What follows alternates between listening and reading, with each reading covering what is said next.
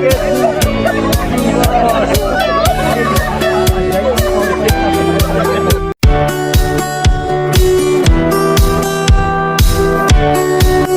2 ayat 18. Ketika kuberitahukan kepada mereka betapa murahnya tangan Allahku yang melindungi aku dan juga apa yang dikatakan Raja kepadaku, berkatalah mereka, kami siap untuk membangun, dan dengan sekuat tenaga mereka mulai melakukan pekerjaan yang baik itu.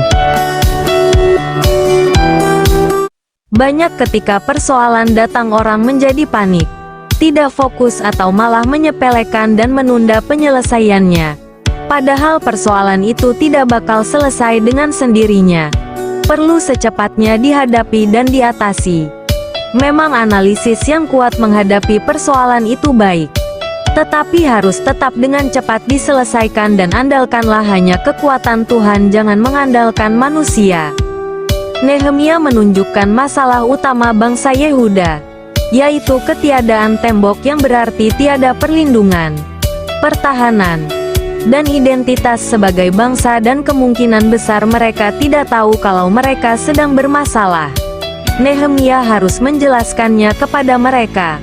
Tetapi ia telah terlebih dahulu menganalisis strategi untuk merancang ulang dan membangun kembali tembok Yerusalem. Dengan ditemani beberapa orang, ia mengidentifikasi beberapa masalah yang ada dan setelah itu mengingatkan, menyadarkan bangsanya akan masalah fatal krusial itu dan memotivasi, mendorong serta melibatkan, mengajak serta untuk ikut memikirkan pembangunan kembali tembok kota. Semua itu diperlukan agar tidak dicela lagi oleh bangsa asing. Ia membangkitkan semangat dan menunjukkan betapa murahnya tangan Allah yang melindungi, hingga akhirnya berhasil. Tidak mungkin hidup ini tanpa masalah. Besar atau kecil akan selalu ada. Nehemia mengatasi persoalan dengan tidak menunda penyelesaiannya. Ia menganalisis dan memotivasi. Dan yang paling utama bersandar hanya pada kuasa Allah. Jangan menunda, mengabaikan atau lari dari masalah. Hadapi dengan penyertaan dan perlindungannya. Analisis menghadapi persoalan itu baik.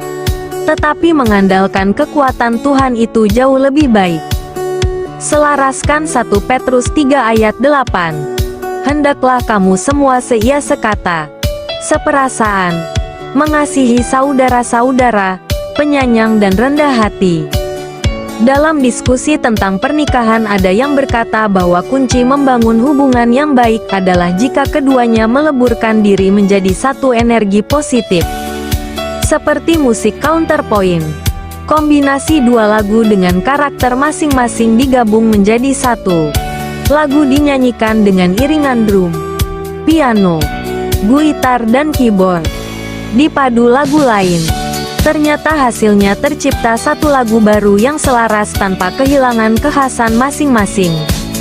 Setelah memerintahkan para istri tunduk kepada suami serta para suami menunjukkan pengertian dan penghormatan kepada istri, Petrus berkata, hendaklah kamu semua seia sekata, seperasaan, mengasihi saudara-saudara, penyayang, rendah hati dan jangan membalas kejahatan dengan kejahatan atau caci maki dengan caci maki. Tetapi sebaliknya, hendaklah kamu saling memberkati. Bagaimana mungkin dua pribadi bisa menjadi satu? Hanya melalui kebaikan dan kasih. Bukan dengan sikap otoriter dan egois yang ingin menang sendiri. Dalam misteri pernikahan Allah mengizinkan setiap orang menjadi sebuah lagu yang unik. Dan ketika tiba saatnya konser dimulai mereka berpadu menjadi sebuah harmoni indah dalam lagunya Nan Agung. Selaraskan hidup kita dengan Allah. God bless.